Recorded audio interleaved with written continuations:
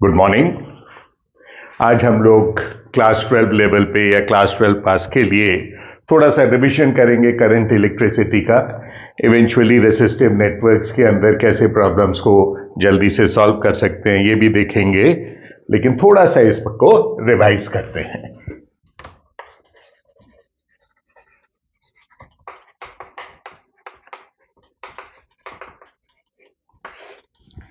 ये तो हमको मालूम है कि चार्जेस होते हैं, दो तरीके के चार्जेस होते हैं, कूलम लॉ है वगैरह वगैरह।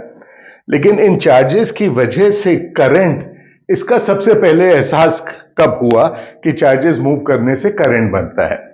तो like many other major discoveries, ये भी एक इत्तफाकन डिस्कवरी थी। वो क्या कि एक चाकू से मेंढक को टच, सुनने में अच्छा नहीं लगता, तो उसमें कोई एकदम से मेंढक की टांगे फड़फड़ाई, ट्विचिंग हुई, तो मालूम चला कि ये कुछ ना कुछ करंट पास हो रहा है, चार्ज फ्लो कर रहा है। और बाद में मालूम चला कि ये एक्चुअली जो फ्लो ऑफ चार्ज है, इसकी मेन वजह है दो अलग अलग मेटल का कांटेक्ट में आने की वजह से। इवेंचुअली यही चीज, और बीच में कोई लिक्विड है, इलेक्ट्रोलाइट्स हैं, तो यही चीज आगे बढ़कर एक बैटरी का रूप ले लिया। तो इवेंचुअली ये जो करंट है, इसकी एप्लीकेशंस क्या हुई, ये हाउस होल्ड इलेक्ट्रिसिटी बन गई। आज की तारीख में अपन कल्पना भी नहीं कर सकते कि बिना इलेक्ट्रिक करंट के जिए। तो बैटरी बनने के बाद भी ओरिजिनल इसकी जो एप्लीकेशंस थी, दे वर मोर इन इलेक्ट्रोकेमिस्ट्री, जो बाद में इलेक्ट्रोकेमिस्ट्री बन गई। क्या किया कि वाटर को, हाइड्रोजन और ऑक्सीजन को सेपरेट किया। उसके बाद इसकी इलेक्ट्रोथेरेपी भी काम आई कि ह्यूमन बॉडी के मसल्स के अंदर ट्विचिंग बढ़ाने के लिए भी करंट पास करना पड़ा। धीरे धीरे जब इसके मैग्नेटिक इफेक्ट्स ऑफ करंट मालूम चले, डायनामो बन गए, जनरेटर्स बन गए, तो मेजर एप्लीकेशन लाइट प्रोड्यूस करने के लिए हुआ था, that was production of carbon arc. ये सब हुआ 1860 के आसपास। इवेंचुअली फिर एडिसन ने वो बल्ब बना दिए जिनको हम इनकैंडेसेंट बल्ब्स कहते हैं, और अब तो कुछ बोलने की जरूरत ही नहीं। तो होता क्या है इस करंट इलेक्ट्रिसिटी में, बेसिक बात बहुत आसान है कि चार्जेस फ्लो करते हैं। So flow of charges, but we have to be careful. एक डिब्बा है, उसके अंदर गैस मॉलिक्यूल्स हैं, वो गैस मॉलिक्यूल्स इधर से उधर मूव कर रहे हैं, और मॉलिक्यूल्स के अंदर पॉजिटिव और नेगेटिव चार्जेस हैं। तो ये फ्लो ऑफ चार्जेस से कोई करंट हुआ क्या? तो आंसर इज नो। क्यों? क्योंकि मॉलिक्यूल्स में जितने नेगेटिव चार्जेस एक तरफ मूव कर रहे हैं, उतने ही पॉजिटिव चार्जेस भी मूव कर रहे हैं। तो नेट चार्ज जो डिस्प्लेस हो रहा है या मूव कर रहा है, that is always equal to zero. तो हमको नेट डिस्प्लेसमेंट ऑफ चार्ज चाहिए, और नेट डिस्प्लेसमेंट ऑफ चार्ज जो होता है, मूव करता है, उसको मूव करने की जो स्पीड है, कि मान लीजिए डेल्टा क्यू चार्ज मूव किया in a time delta t, so we say our current is limiting case dq by dt। तो नेट चार्ज इसलिए भी एम्फसाइज कर रहे हैं कि उदाहरण के तौर पे आपको बताते हैं, पानी का पाइप है, वाटर पाइप।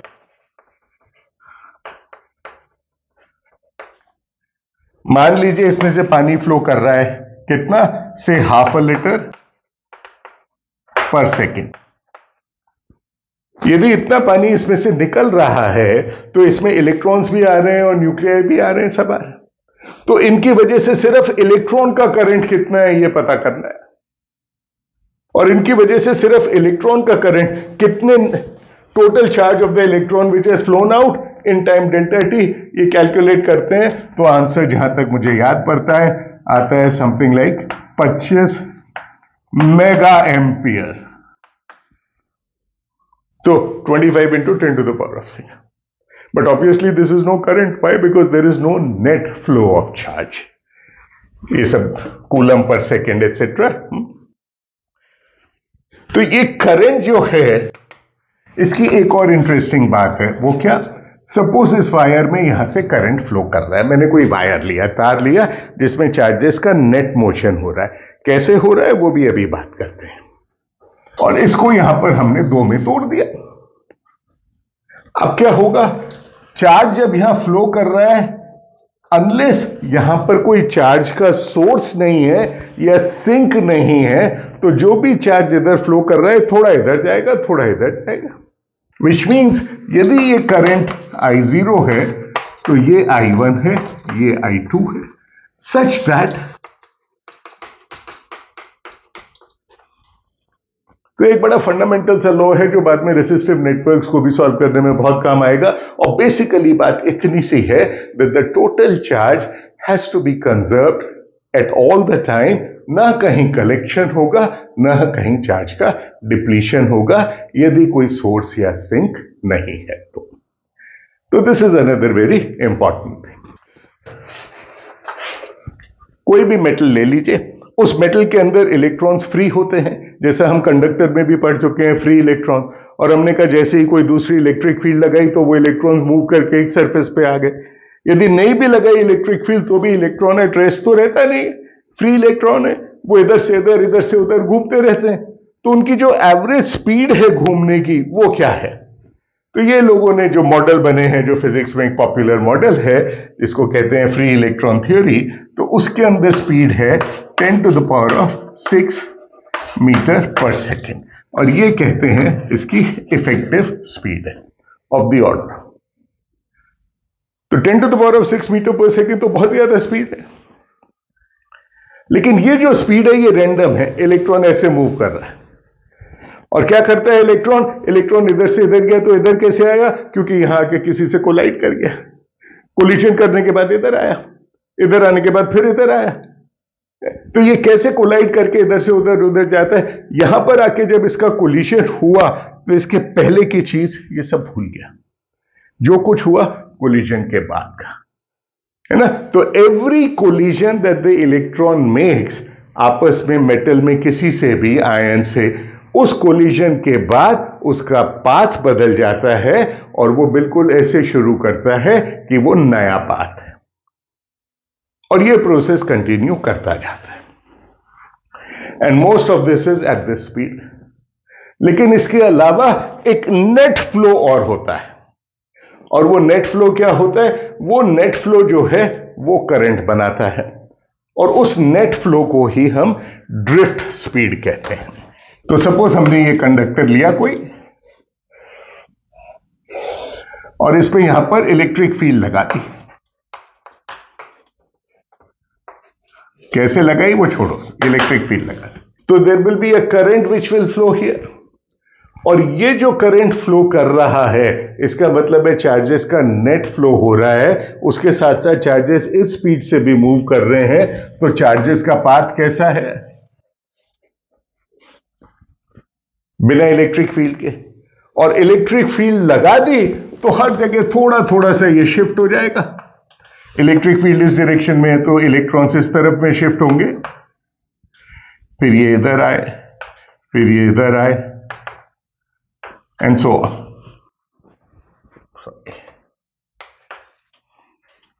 तो नेट इलेक्ट्रॉन्स का फ्लो इस तरफ कुछ दिखेगा, और इलेक्ट्रॉन्स के फ्लो जो इस तरफ है, कन्वेंशनली करंट का डायरेक्शन हम ये मानते हैं कि वो इस तरफ है।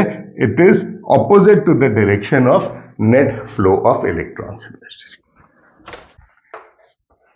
अब ये कितनी स्पीड से होता है और इसका करंट से क्या लेना देना है ना। तो ये देखने के लिए क्या करते हैं कि एक कोई भी लेंथ ले लीजिए L, area of cross section A, और देखिए इसके अंदर टोटल नंबर ऑफ इलेक्ट्रॉन्स जो है दैट इज N पर यूनिट वॉल्यूम।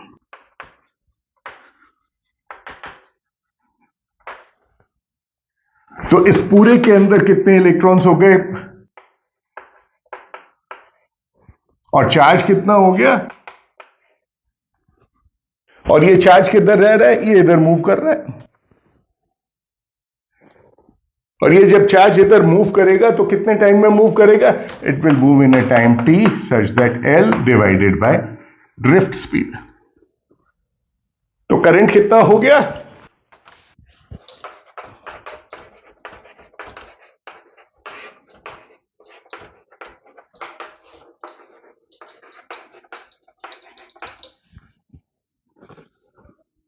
ये जो क्वांटिटी है इसको हम कहते हैं करंट डेंसिटी। तो इसके अंदर कुल इलेक्ट्रॉन्स कितने हो गए? इसके अंदर इलेक्ट्रॉन्स हो गए n और ये इसका वॉल्यूम हो गया, और हर इलेक्ट्रॉन का चार्ज है E, तो टोटल चार्ज हो गया Q। और ये इलेक्ट्रॉन्स कोई भी एरिया क्रॉस करेंगे कितनी देर में? इन अ टाइम t, और वो टाइम कितना है? L divided by drift velocity. तो करंट कितना हो गया? करंट हो गया Q अपॉन T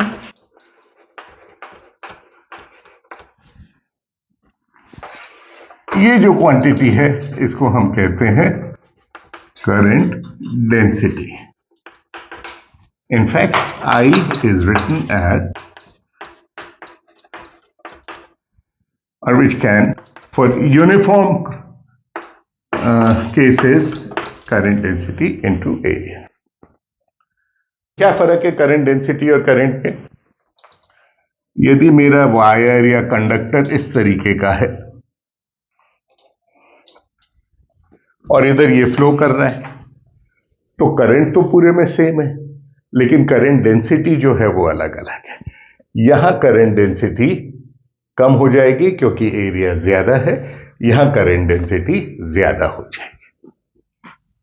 तो that is one little thing. अब ये करंट डेंसिटी, ये ड्रिफ्ट स्पीड जो है, इसके वैल्यू कितनी होती है? Order of magnitude. तो इसकी वैल्यू कैलकुलेट करने के लिए भी मुश्किल काम नहीं है। ये वायर लीजिए कि ये इसके अंदर करंट फ्लो कर रहा है 1 एम्पियर, रेडियस मान लीजिए 1 मिलीमीटर। 1 मिलीमीटर रेडियस तो बहुत मोटा वायर है ना। Current I is equal to 1 ampere, radius is this, therefore we know the area. और यदि ये कॉपर है, then we know number of electrons per unit volume in copper. As a result, जब आप इससे ड्रिफ्ट स्पीड कैलकुलेट करेंगे, Avogadro number लीजिए, mass of copper लीजिए, कैलकुलेट डेंसिटी ऑफ कॉपर लीजिए, जब आप इससे ड्रिफ्ट स्पीड कैलकुलेट करेंगे तो ये जो ड्रिफ्ट स्पीड आती है that is of the order of,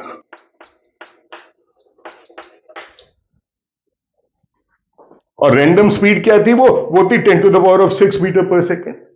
so the drift speed is so much smaller than that random speed. तो रैंडम स्पीड जो है उसकी वजह से इलेक्ट्रॉन्स का जो भी मोशन होता है उस मोशन से कोई करंट नहीं होता, करंट होता है इस ड्रिफ्ट स्पीड की वजह से। तो अलग अलग मटेरियल जो हैं उनमें यदि जब हम इलेक्ट्रिक फील्ड लगाते हैं या कोई पोटेंशियल डिफरेंस यहां लगाया, तो अलग अलग मटेरियल के अंदर सेम पोटेंशियल डिफरेंस लगाया तो भी करंट की वैल्यू जो है वो अलग अलग आती है। क्यों? क्योंकि वो मटेरियल पे डिपेंड करता है। तो ये मटेरियल की एक प्रॉपर्टी है जिसको हम कहते हैं रेसिस्टेंस, और वो रेसिस्टेंस इज कितना पोटेंशियल डिफरेंस लगाया और उसकी वजह से कितना करंट हुआ। So potential difference per unit current is what the resistance है। अब फिर वही बात, शेप बदल गई इसकी तो क्या होगा? सिर्फ मटेरियल पे निर्भर करता है क्या? तो इसको हम जरा सा अलग तरीके से भी देख सकते हैं। वो कैसे? पोटेंशियल डिफरेंस इसके अक्रॉस जो है वो इलेक्ट्रिक फील्ड इनटू लेंथ, और करंट जो है, current I is current density into area. तो इसको हम लिख देते हैं E upon J L upon A, which is rho L upon A। और रो जो है इसको कहते हैं रेसिस्टिविटी। ये रेसिस्टेंस किस में नापते हैं? ओम्स। रेसिस्टिविटी किस में नापेंगे? ओम मीटर। और रेसिस्टिविटी की वैल्यू अंदाज कितनी होती है? ध्यान रहे कि रेसिस्टिविटी की खास बात क्या है? रेसिस्टिविटी मटेरियल की प्रॉपर्टी है। उस मटेरियल का क्या शेप बनाया आपने वो डिसाइड करेगा कि उसका रेसिस्टेंस क्या है। तो जितने कंडक्टर्स हैं, कॉपर है, आयरन है, इनकी resistivity is of the order of 10 to the power of -8 ohm metre. और इंसुलेटर्स जो हैं, फॉर इंस्टेंस ग्लास, उसकी resistivity is of the order of 10 to the power of 12, 10 to the power of 14 ohm meter. So the difference is huge. और इस resistivity को जैसे ही आपने wire बनाया, सिलेंडर है, you can calculate the resistance. This can then also be written as, क्योंकि electric field भी vector है, करंट डेंसिटी भी वेक्टर है, एंड रिलेटेड विद रो.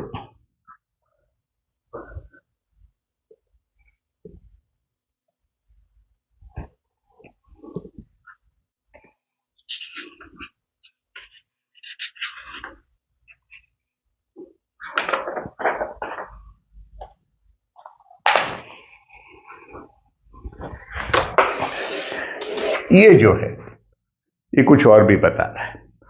ये भी बता रहा है कि जैसे जैसे हमारा वोल्टेज यहां बदलता जाता है, क्या आर की वैल्यू सेम रहती है या नहीं. तो इन ऑल दोस केसेस कि आर की वैल्यू यदि वोल्टेज के इंडिपेंडेंट है, तो हम कहते हैं इट ओबेज ओम्स लॉ.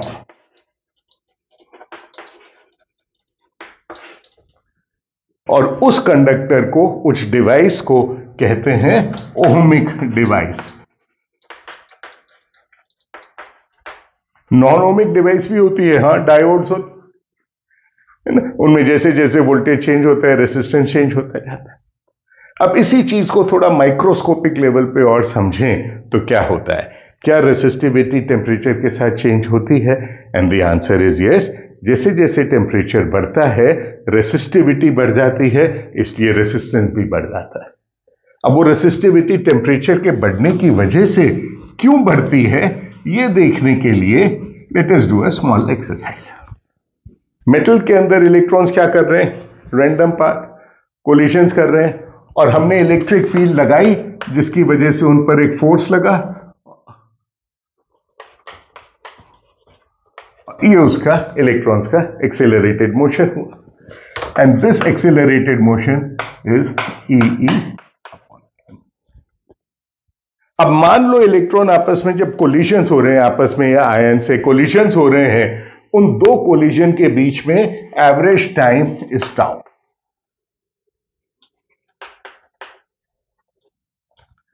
और एक्सेलरेशन ये है, तो ऐसी स्थिति में उसकी ड्रिफ्ट स्पीड कितनी हो जाएगी?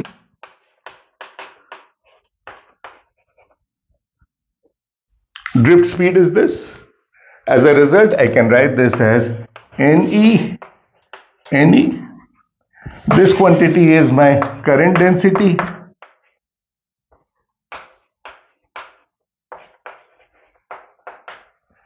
NE square upon m tau. Therefore, इसको और इसको कंपेयर करेंगे तो आप कहेंगे रेसिस्टिविटी इज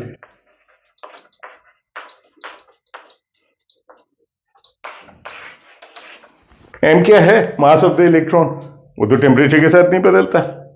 नंबर डेंसिटी वो भी नहीं बदलती. चार्ज ऑफ द इलेक्ट्रॉन वो भी नहीं बदलता.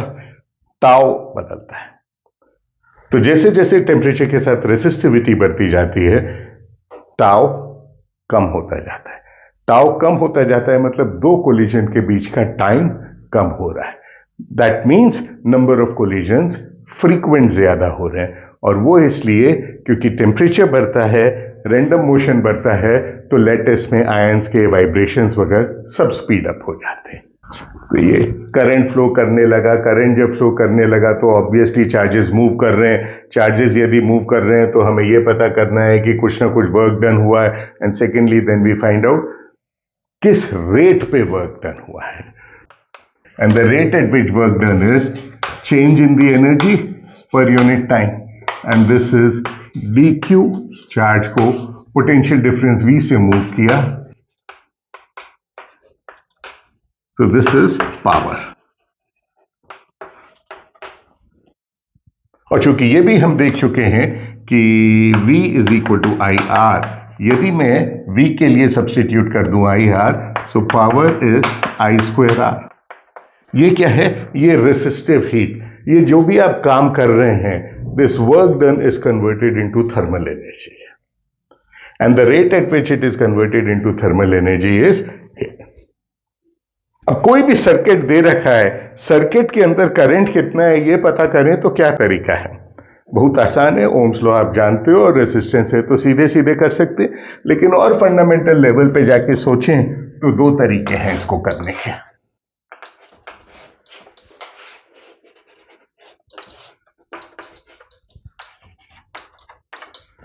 You know our convention is current flows from positive to negative.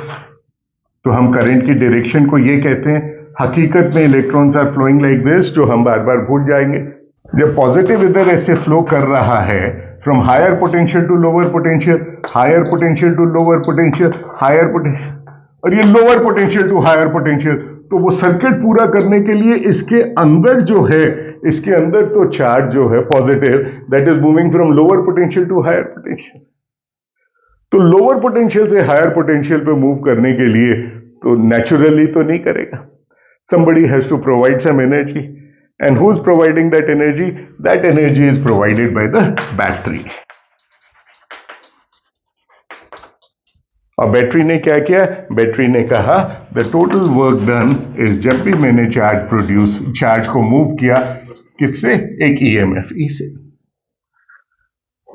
which I can write as. So this is the work done by the battery. और इससे हो क्या रहा है? इससे हो रहा है इतनी हीट डिसिपेट हो रही है। यदि इतनी हीट डिसिपेट हो रही है तो टाइम dt में कितनी हीट डिसिपेट होगी? हीट या एनर्जी डिसिपेट होगी, हीट में चली गई, वो कितनी होगी? And this should be equal to,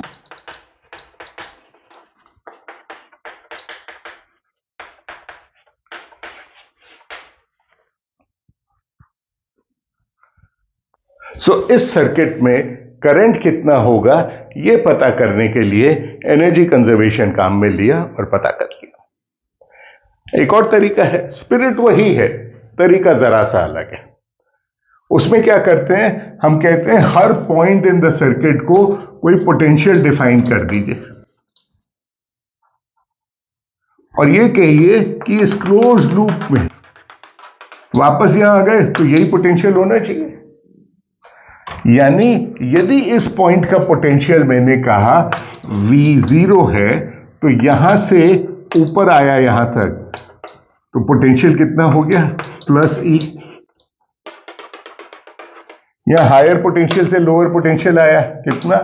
minus I R. अब ये यहां पे मैंने ओम्स लॉ काम में लिया और कहां पहुंच गए?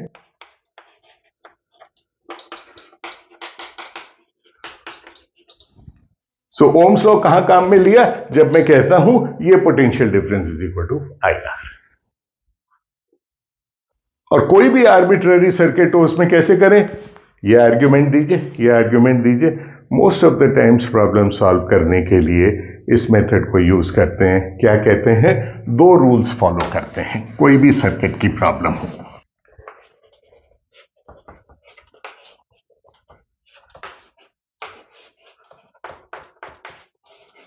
ये आपका सोर्स है ई, ये करंट आया, करंट आया, करंट आया, करंट आया। यहां चार्ज इकट्ठा नहीं हो सकता, इसलिए कुछ करंट इधर जाएगा, कुछ करंट इधर जाएगा, कुछ करंट इधर आया, इधर आया, और ये वापस। सो वन, एक रूल फॉलो करते हैं और दूसरा रूल फॉलो करते हैं, work done in a close path is zero. यानी पोटेंशियल क्लोज लूप के अंदर ये स्थिति आ जानी चाहिए। तो suppose I start from here, let me call this as point A, call this as point B, call this as point C, और ये R है, R है, ये भी R है। तो हम क्या करेंगे? A से शुरू किए, प्लस E, ये यहां आ गए, और करंट यहां I2 आ रहा है, माइनस I2R। दूसरा इक्वेशन क्या लिख सकते हैं?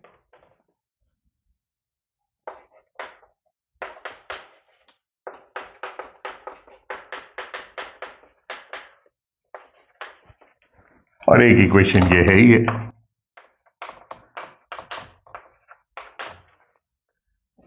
और भी कोई पाथ ले सकते हैं, ये भी ले सकते हैं। फिर क्या करेंगे, ये पाथ लेंगे तो मान लीजिए आपने कहा VB से शुरू किया,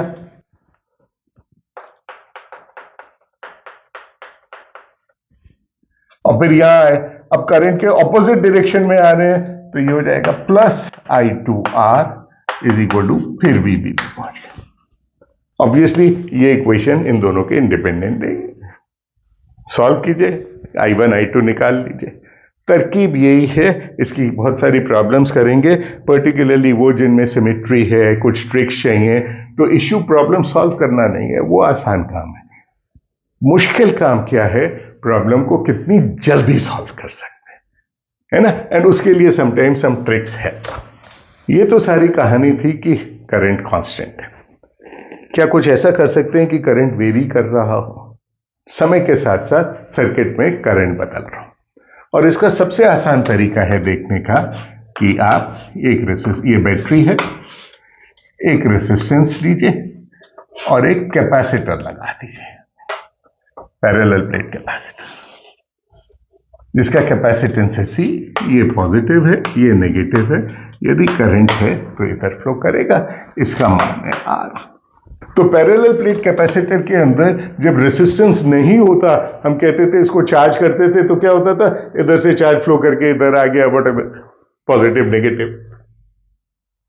अब इस सर्किट में क्या होगा, हम वही इक्वेशन लिखते हैं, ये पोटेंशियल 0 मान लिया, ये 0 से ऊपर गए प्लस E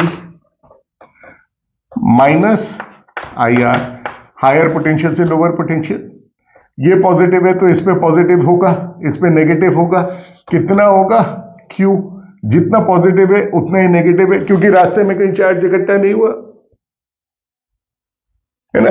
तो ये हायर से लोअर आए, माइनस Q/C, इससे वापस यहां आ गए। और I क्या है, I है मेरा dQ/dt। तो ये क्या देता है,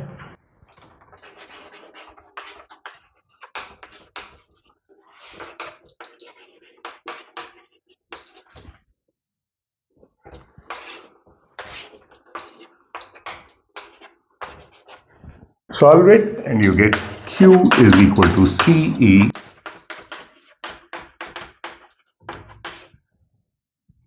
at time t is equal to 0, ये 1 है, 0 है, चार्ज 0 है। इनफाइनाइट टाइम के बाद ये 0 हो गया, टोटल चार्ज कितना हो गया, CE, जैसा होना चाहिए। तो बेसिकली कैपेसिटर के ऊपर चार्ज कलेक्ट हो रहा है, विच ऑल्सो टेल्स मी कि करंट जो है dQ/dt वो कितना हो गया, वो हो गया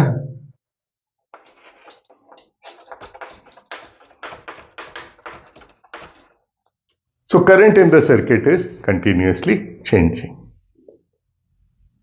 और वही बात, at time t is equal to 0 current is maximum E/R, as if capacitor doesn't exist। infinite time के बाद करंट 0 हो गया, तो कैपेसिटर क्या कर रहा है, कैपेसिटर कुछ ऐसी पीछे एक्ट कर रहा है कि पहले करंट अलाउ कर रहा था, फिर कम अलाउ कर रहा था, फिर कम अलाउ कर रहा था, फिर कम अलाउ कर रहा था, फिर रोक दिया, है ना, जाने ही नहीं दिया करंट को, यानी चार्ज को फ्लो ही नहीं कर। एक बार कैपेसिटर पूरा चार्ज हो गया, अब उसको डिस्चार्ज करना है। डिस्चार्ज करना है तो क्या करें, यही काम, बैटरी हटा दी, इसको जोड़ दिया।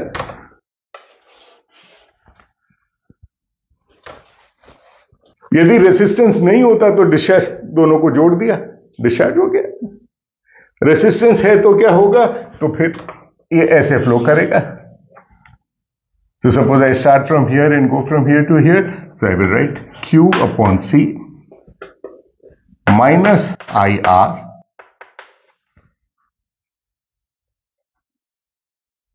I की जगह लिखिए dQ/dt,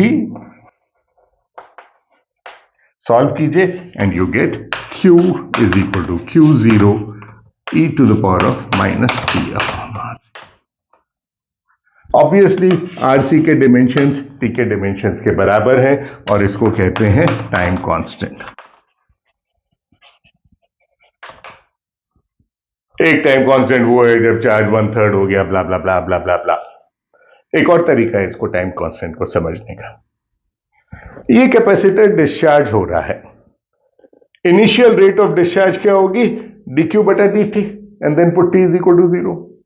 यदि initial rate of discharge maintained रहे तो एक टाइम कांस्टेंट में वो पूरा डिस्चार्ज हो जाएगा। तो this is just another way of looking at कि टाइम कांस्टेंट का मतलब क्या है। तो हमने इनफ कर लिया कि अब सर्किट्स के आर सी के जितने भी प्रॉब्लम्स हैं वो करना चाहे तो कर सकते हैं।